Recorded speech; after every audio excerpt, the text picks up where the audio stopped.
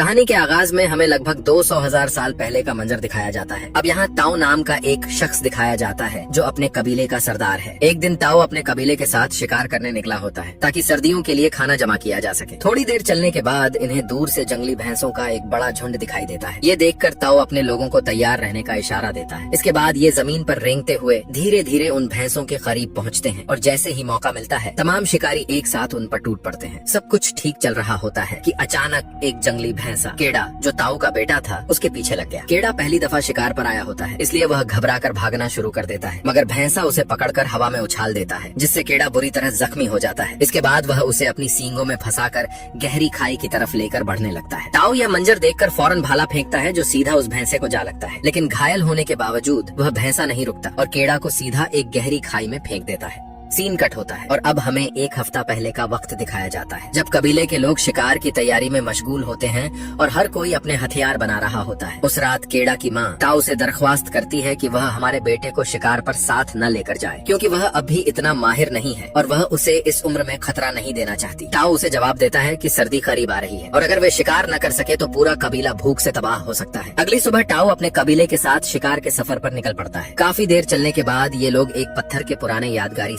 तक पहुंचते हैं जहां इनके बुजुर्गों की याद में निशांत बनी होती हैं। दरअसल इनके कबीले का एक रिवाज होता है कि जो बंदा शिकार में मर जाए उसके नाम का पत्थर का स्मारक बनाया जाता है। अब आगे बढ़ते हुए इनकी मुलाकात एक दूसरे कबीले से होती है और वो भी शिकार के लिए निकला होता है, तो दोनों कबीले मिलकर आगे चलने का फैसला करते हैं। शाम होने तक ये सब मिलकर एक जंगली सुअर को पकड़ लेते हैं और उसे मारने की जिम्मेदारी केड़ा को दी जाती है, लेकिन केड़ा ने अब तक कोई छोटा सा कीड़ा भी नहीं मारा होता, तो इतना बड़ा सुअर उसके लिए बहुत मुश्किल होता है। ये देखकर ताऊ मायूस होता है और उसे समझाता है कि इस रवैये से वो कभी कबीले का सरबराह नहीं बन सकता। अब थोड़ी देर बाद रात होती है तो सब आग के इर्द गिर्द बैठकर खाना पकाकर खाने लगते हैं। अचानक इन्हें किसी जंगली जानवर की खतरनाक आवाज सुनाई देती है। ताऊ सबको होशियार रहने का हुक्म देता है, लेकिन तभी एक शेर उन पर हमला कर देता है और कापा नाम के लड़के को पकड़ कर ले जाता है। सुबह होते ही कबीले वाले कापा की याद में एक नया स्मारक बना देते हैं और फिर शिकार की तलाश में रवाना हो जाते हैं। बहुत देर सफर करने के बावजूद उन्हें कोई काबिले काम जानवर नहीं मिलता, इसलिए सब एक पत्थर की गुफा में रात गुजारने का फैसला करते हैं। वहाँ ताऊ अपने बेटे केड़ा के हाथ पर तारों की शक्ल का एक नक्शा बनाता है और बताता है कि अगर कभी तुम रास्ते से भटक जाओ तो इन तारों का पीछा करते हुए वापस कबीले तक पहुंच सकते हो। ये तकरीबन एक आसमानी नक्शा होता है। अगली सुबह सब दोबारा शिकार की तलाश में रवाना होते हैं। थोड़ी देर में उन्हें जंगली भैंसों का एक झुंड मिल जाता है। फिर ये सब एहतियात से उन भैंसों के करीब जाते हैं और जैसे ही मौका मिलता है एक साथ उन पर हमला कर देते हैं। कहानी फिर वापस उसी लम्हे पर लौट आती है जहाँ वह जंगली भैंसा केड़ा को जख्मी करके उसे गहरी खाई में फेंक देता है।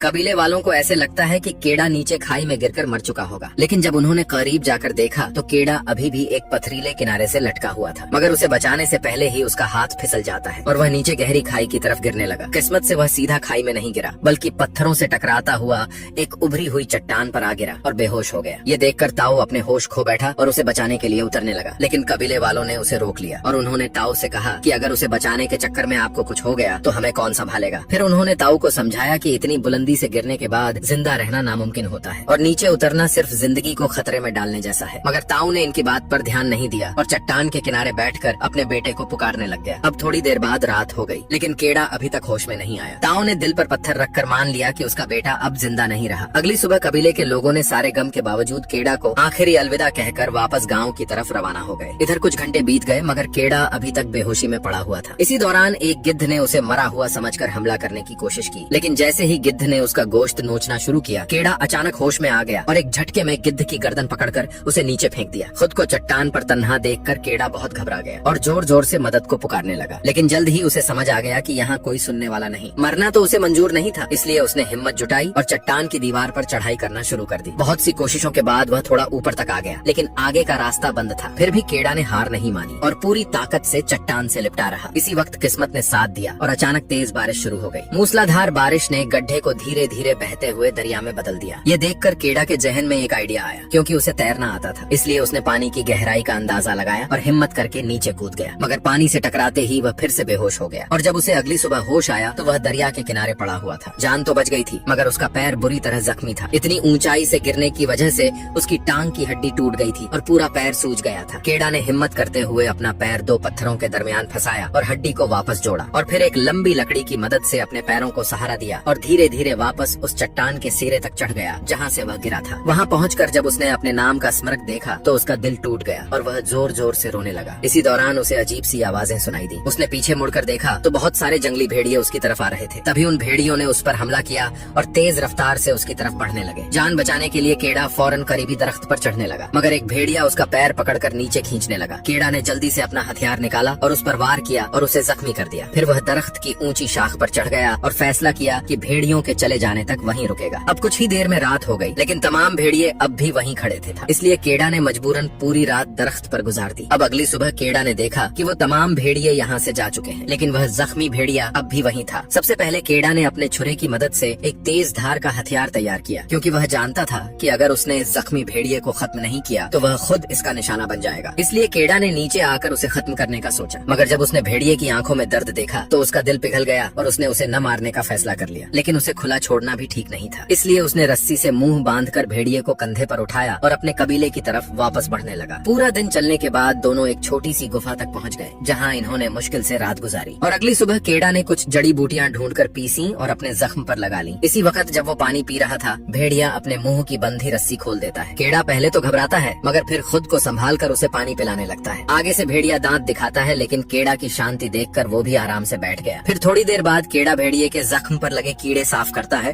और फिर जड़ी बूटी लगा देता है। शाम को उसने एक खरगोश शिकार किया, लेकिन भेड़िए ने वो खरगोश छीनने की कोशिश की, मगर केड़ा ने उसे डराकर रोक लिया और खरगोश कच्चा खाकर अपनी ताकत दिखाने की कोशिश की। ये देखकर भेड़िया चुप होकर कोने में जा बैठा। रात को केड़ा ने उस खरगोश को पकाकर बड़े मजे से खाया। उसने थोड़ा हिस्सा भेड़िए को भी दिया, जो चुपचाप पालतू कुत्ते की तरह खा लेता है। क्योंकि केड़ा जख्मी था, इसलिए दोनों कुछ दिन उसी गुफा में रुके रहे। एक रात केड़ा ने अपने हाथ पर बने टैटू देखे तो उसे घर की याद आ गई और उसने बर्फ पड़ने से पहले वापस निकलने का फैसला किया। अगली सुबह केड़ा इस गुफा से अपने कबीले की तरफ रवाना हुआ और भेड़िए को अपनी फैमिली के पास जाने को कहा, मगर भेड़िया वहाँ से न हिला, इसलिए केड़ा अकेला ही चल दिया। थोड़ी दूर जाकर उसे एहसास हुआ कि कोई उसका पीछा कर रहा है और जब पीछे देखा तो वो भेड़िया ही था। केड़ा ने लकड़ी फेंक कर उसे भगाने की कोशिश की, लेकिन भेड़िया लकड़ी मुंह में दबाए वापस उसके पास आ गया और उसकी ये हरकत देखकर केड़ा उसे अपने साथ ले जाने लगता है। अब थोड़ा आगे बढ़ते हुए उन्हें जंगली सुअर नजर आए। ये देखते ही भेड़िया उन पर झपटता है और सुअर डरते हुए केड़ा की तरफ भाग आते हैं, लेकिन केड़ा उन्हें मार नहीं पाता और नीचे बैठ जाता है और सुअर उसके आगे से भाग जाते हैं। इसके बाद भेड़िया केड़ा से नाराज होता है, क्योंकि इस वजह से दोनों को भूखा सोना पड़ता है। लेकिन कुछ देर बाद सब ठीक हो गया और केड़ा ने भेड़िए का नाम अल्फा रख दिया। शाम तक अल्फा ने एक और छोटा खरगोश पकड़ लिया और दोनों ने मिलकर खाना खाया। अब सोने के वक्त अल्फा केड़ा से चिपक कर सो गया ताकि दोनों को ठंड न लगे। अगले कई दिनों तक वो अपनी मंजिल की तरफ बढ़ते रहे और इसी अल्फा की मदद से केड़ा शिकार करना सीख गया था और इन दोनों की दोस्ती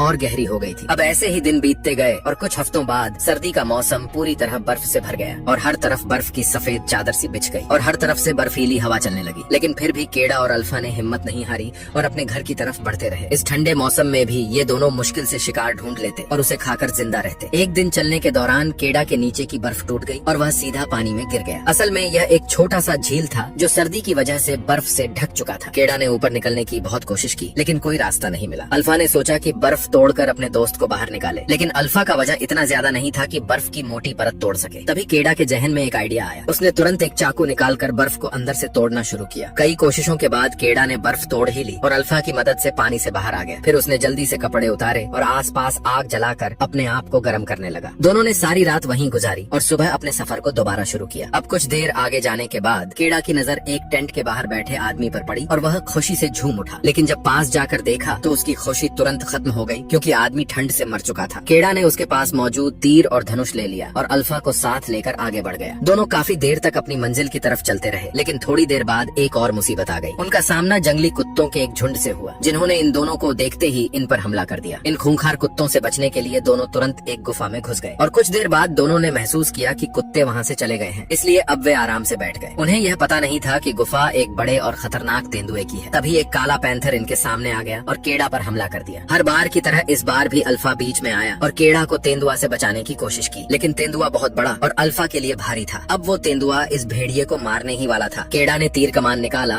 और हिम्मत करके तेंदुआ पर तीर छोड़ा। तीर बिल्कुल निशाने पर लगा और तेंदुआ जमीन पर गिरकर मर गया। फिर तुरंत केड़ा ने अल्फा के जख्मों को साफ किया और जड़ी बूटी का लेप लगा दिया। केड़ा अल्फा का हद से ज्यादा शुक्रिया अदा कर रहा था, क्योंकि सफर में कई बार अल्फा ने उसकी जान बचाई थी। इसलिए केड़ा चाहता था कि अल्फा को अपने साथ घर ले जाए। अब ऐसे ही रात गुजर जाती है और अगली सुबह दोनों ने अपना अपना सफर दोबारा शुरू किया और धीरे धीरे आगे बढ़ते रहे। कई घंटे चलने के बाद केड़ा को वह स्मारक नजर आया जो मूवी के शुरू में दिखा था। इसका मतलब था कि दोनों अपनी मंजिल के काफी करीब आगे हैं। केड़ा खुशी से भर गया और आगे बढ़ता रहा, लेकिन चलते चलते अल्फा जमीन पर गिर गया क्योंकि अपने जख्मों की वजह से बहुत कमजोर हो चुका था। केड़ा समझ गया कि अब अल्फा खुद नहीं चल पाएगा, इसलिए उसने उसे गोद में उठा लिया और आगे बढ़ता रहा। चलते चलते आखिरकार वह दूर अपनी बस्ती देखता है। अपनी बस्ती देखकर केड़ा की खुशी का ठिकाना नहीं रहा। वह तुरंत बस्ती में गया और जमीन पर गिर गया। जब उसके माँ बाप ने उसे देखा तो वह खुशी से रोने लगा। केड़ा ने ताओ से कहा कि वह हर हाल में अल्फा को जिंदा बचाए। इतना कहते ही केड़ा बेहोश हो गया। कुछ घंटों बाद केड़ा को होश आया और वह अपने घर में था और अल्फा उसके पास लेटा हुआ था। उसे पता चला कि अल्फा ने कुछ छोटे बच्चों को जन्म दिया है, मतलब अल्फा एक फीमेल भेड़िया है और वह पूरे सफर के दौरान पेट से थी। ये देखकर केड़ा के दिल में अल्फा के लिए मोहब्बत और भी बढ़ गई और उसने अल्फा को गले लगा लिया। इसी के साथ यह कहानी यहीं खत्म होती है। मिलते हैं अगली वीडियो में। शुक्रिया।